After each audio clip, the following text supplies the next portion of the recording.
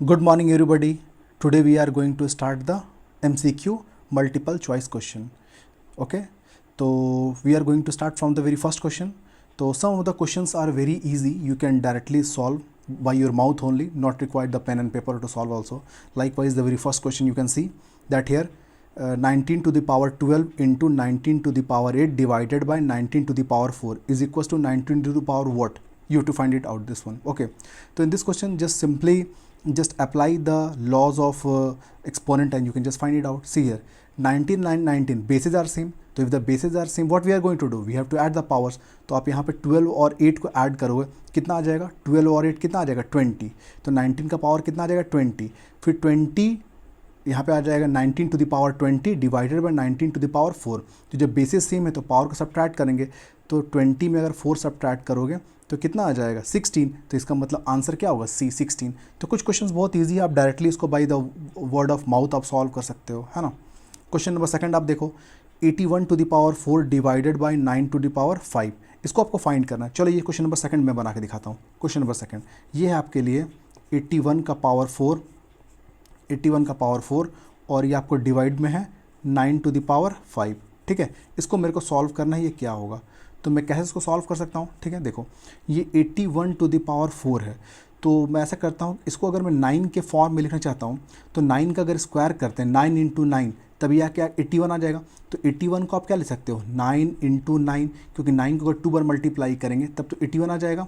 और फिर यहाँ पे इंटू बाहर से पावर क्या था? 4, और यहाँ पे divided by 9 to the power 5. ठीक है, ये देखो 9 इंटू 9, जब बेसिस सेम होता था पावर को ऐड करेंगे तो 9 का पावर कितना आ जाएगा? 2. तो आप इसको लिखोगे 9 का पावर 2 और बाहर से पावर कितना था? 4, और ये divided by 9 to the power क्या लिखोगे? 5. ठीक है, आगे मैं इधर सॉल्व कर रहा हूँ. तो देखो 9 का पावर 2 है और फिर बाहर से पावर 4 है, तो पावर कंजिक्यूटिव होता है तो पावर को मल्टीप्लाई करते हैं, तो क्या लिखोगे? 9 का पावर 4 2 जा 8. ठीक है, और फिर डिवाइडेड बाई 9 का पावर 5. तो आप देखोगे जब बेसेस सेम होते हैं, जब बेस सेम होता है तो पावर क्या करते हैं? सब्ट्रैक्ट करते हैं. तो आप क्या लिखोगे? 9 का पावर 8 माइनस 5. तो अगर 8 में से अगर 5 को माइनस करोगे तो कितना आ जाएगा? 3 आ जाएगा. तो 9 का पावर 3, और 9 का पावर 3 मतलब 9 को कितने बार मल्टीप्लाई करना है? 3 बार में. तो 9 इंटू 9 इंटू 9 3 बार मल्टीप्लाई करना है. तो 9 9 जा कितना होता है? 81 और इंटू 9. ठीक है, 81. फिर इसको मल्टीप्लाई करोगे, 9 1 जा 9 और 8 9 जा 72. कितना आ जाएगा? 729. तो देखो इसका मतलब आंसर ये जो सी है वही होगा, 729. देखो बहुत सिंपल था.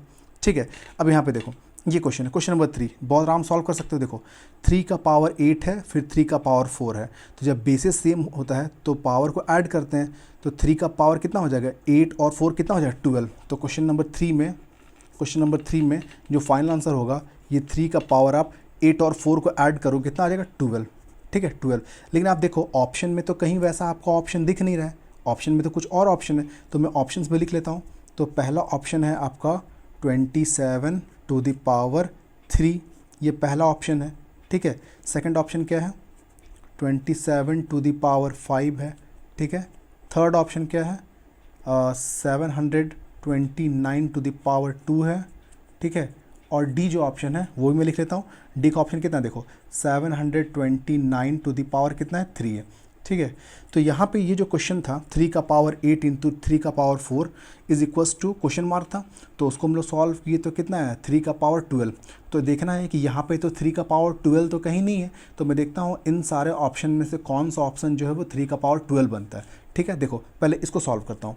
तो ये जो 27 है इसको मैं कैसे लिख सकता हूँ? क्योंकि 27 को अगर मैं फैक्टराइज़ करूँगा, देखो 27 को कैसे फैक्टराइज़ करेंगे? ये 27 है, 3 से इसको डिवाइड करोगे तो 3 9 टाइम्स में, फिर ये 3 3 टाइम्स में. तो 27 को क्या लिख सकते हो? 3 इंटू 3 इंटू 3. तो 27 को मैं लिख सकता हूँ 3 इंटू 3 इंटू 3, तो इसका मैं सीधा इसका 3 का पावर 2 लिख सकता हूँ. तो 27 को मैं क्या लिख सकता हूँ? 3 का पावर ये 3 हो जाएगा, और बाहर से पावर कितना था? 3. तो इसको अगर मैं कंसेक्यूटिव मल्टीप्लाई करके सॉल्व करूँगा तो ये आ जाएगा 3 का पावर 3 3 ज़ा 9. तो इसका मतलब यहाँ पे 3 का पावर आपको 12 चाहिए था, लेकिन ये सॉल्व करके 3 टू द पावर कितना है? 9. इसका मतलब ये आपको आंसर नहीं होगा. मैं इसको सॉल्व करता हूँ. तो अगर 27 का प्राइम फैक्टराइजेशन किया था मैंने, तो कितना आया था 3 का पावर 3। तो इसको हम सॉल्व करेंगे तो इसको हम लिखेंगे 3 का पावर 3 और बाहर से कितना पावर है 5। तो कंसेक्यूटिव मल्टीप्लाई करोगे तो 3 का पावर 5 3 या 15, तो ये 15 आ गया, लेकिन मेरे को 12 चाहिए था, मतलब ये भी आंसर नहीं है। चलो इसको सॉल्व करते हैं। तो 729 है, ठीक है। इसका हम लोग करते हैं प्राइम फैक्टराइजेशन 3 से। तो 3 2 जा 6 कैरी 1, 3 4 जा 12 और 3 3 जा 9, ये आ गया आपका। फिर इसको 3 से डिवाइड करोगे तो 3 8 जा 24 और 3 1 जा 3। फिर 3 से डिवाइड करेंगे, 3 से डिवाइड करेंगे कितने बार में 27 बार में। फिर इसको हम लोग 3 से डिवाइड करेंगे तो ये फिर कितना आ जाएगा 9। फिर 3 से डिवाइड करेंगे फिर कितना आ जाएगा 3, ठीक है। फिर 3 से डिवाइड करेंगे कितना आ जाएगा 1। तो इसका मतलब 1 2 3 4 5 6 है।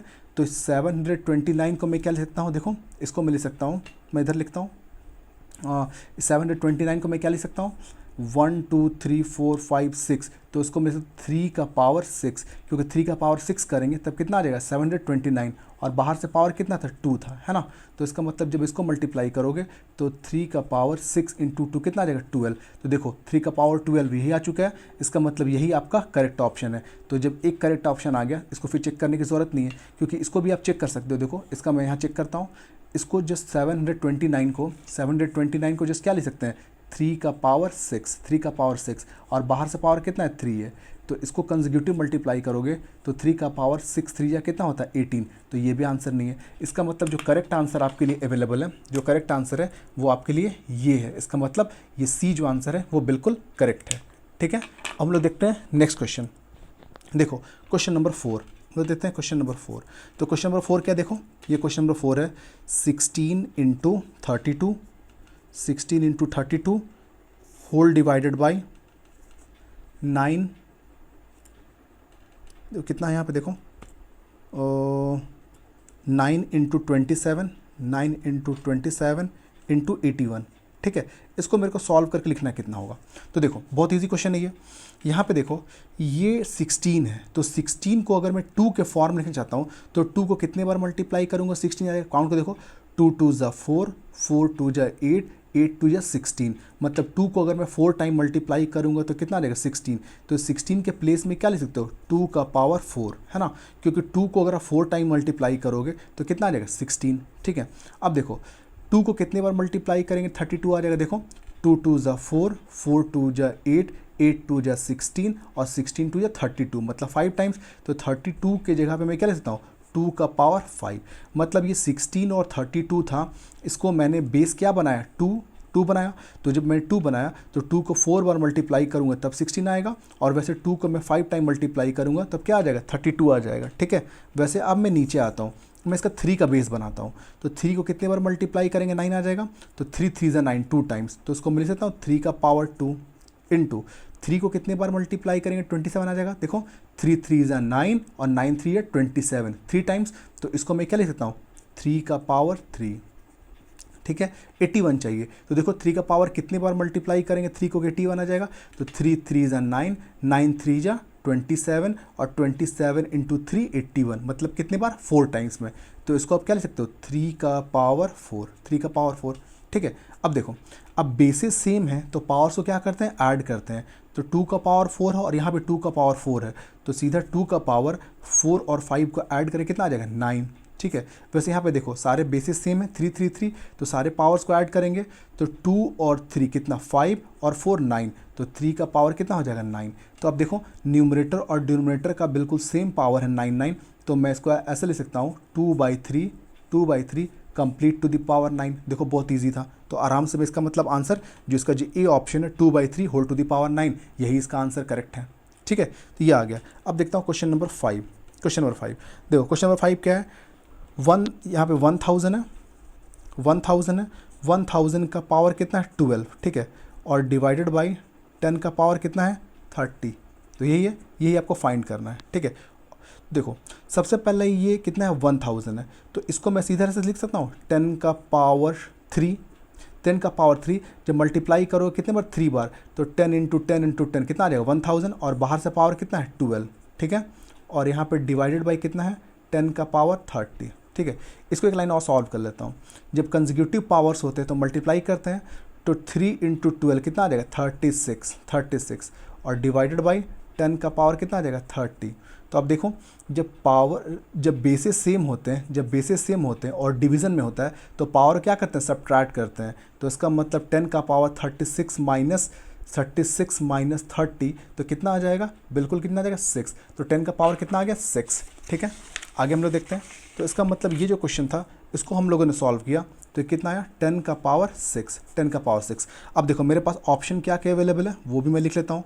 यहाँ पे मेरे पास है 1000 का पावर 2, बी ऑप्शन क्या है 10 और सी ऑप्शन क्या है 100 और डी ऑप्शन देखते हैं, डी ऑप्शन क्या है 100 का पावर 2। ठीक है, देखते हैं कौन सा ऑप्शन करेक्ट है। तो देखो 1000 है तो 1000 को मैं क्या लेता हूँ 10 टू दी पावर 3 और होल टू दी पावर बाहर से 2 है ना। तो ये 1000 को मैं क्या लेता हूँ 10 का पावर 3 और जब पावर कंसेक्यूटिव होता है तो मल्टीप्लाई करोगे तो कितना आ जाएगा 10 का पावर 3 इंटू 2 कितना आ जाएगा 6। तो देखो ये पहले ही ऑप्शन आपको करेक्ट आ गया। तो इसका मतलब आपको जो पहला ही ऑप्शन है यही आपका करेक्ट आंसर है। लेकिन अब बाकी के ऑप्शन चेक कर लो। तो देखो ये कितना था, ये कितना है 10, तो ये तो बिल्कुल मैच नहीं करेक्ट। ये आप इसको क्या ले सकते हो 10 का पावर 2, मतलब ये मैच नहीं करेगा। इसको आप 10 का पावर 2 लिखोगे और फिर 2 से मल्टीप्लाई करोगे 10 का पावर कितना आ जाएगा 4, तो ये भी आपको बिल्कुल करेक्ट ऑप्शन नहीं है। तो सही ऑप्शन क्या है ये फर्स्ट वाला। ठीक है, तो ये MCQ के कुछ क्वेश्चंस थे 1 to 5 मैंने डिस्कस किए। ठीक है, अब मैं डिस्कस करता हूँ क्वेश्चन नंबर 6। ठीक है, ये क्वेश्चन नंबर 6 जो है ये एक बहुत इंपॉर्टेंट क्वेश्चन है। ठीक है, इसको हम लोग सॉल्व करते हैं। देखो क्वेश्चन क्या है, 2 का पावर कितना है, 2 का power 2n-1 is equal to कितना है 8 का पावर 3 - n। यहाँ पे क्या फाइंड करना है, फाइंड यहाँ पे क्या निकालना है n निकालना है। ठीक है, तो क्या करता हूँ मैं दोनों साइड जब बेसिस को इक्वेट करूँगा, जब बेसिस को मैं इक्वेट कर देता हूँ बराबर कर दूंगा तो मैं पावर को इक्वेट कर सकता हूँ। तो यहाँ पे मैं कैसे सॉल्व करूँगा, देखो इसको मैं लिखूँगा 2 का पावर 2n-1। अगर ये 8 है तो 8 को अगर मैं 2 के बेस में लिखना चाहता हूँ तो इस 8 को मैं क्या लिख सकता हूँ, देखो 2 2 2 ज़ा 4 4 2 ज़ा 8, तो इसका मतलब 8 को मैं लिख सकता हूँ 2 का पावर 3, क्योंकि 2 को अगर 3 बार मल्टीप्लाई करूँगा तो 8 आ जाएगा। ठीक है, तो 8 की जगह पे मैंने क्या लिखा 2 का पावर 3 और बाहर से जो पावर है उसको आप वैसे लिखोगे 3 - n। ठीक है, अब देखो नेक्स्ट स्टेप 2 का पावर 2n-1। ठीक है, अब देखो ये पावर जो है इसको जो कंसेक्यूटिव होते हैं तो मल्टीप्लाई करते हैं, तो मैं क्या लिखूँगा 2 का पावर, अब 3 जो है वो इस पूरे के साथ मल्टीप्लाई होगा तो 3 3 से कितना हो जाएगा 9 और 3 इंटू n कितना हो जाएगा 3n।